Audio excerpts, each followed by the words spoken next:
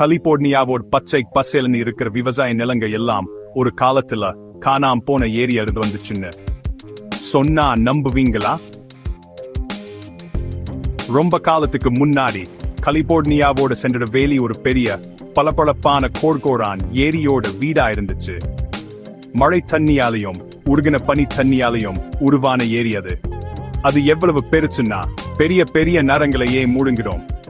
காலம் போக போக கோர்கோரான் ஏரி வத்தி போச்சு. ஆனா அது விவசாயத்துக்கு ஏத்த வளமான மண்ணை விட்டுட்டு போச்சு. மிசிப்பி நதிக்கு மேற்கே இருந்த மிகப்பெரிய நன்னீர் ஏரி துளேரி ஏரி உள்ள வருது. அமெரிக்காவிலேயே 6வது பெரிய ஏரி. விவசாயிகள் இதுல ஒரு வாய்ப்பை பார்த்தாங்க.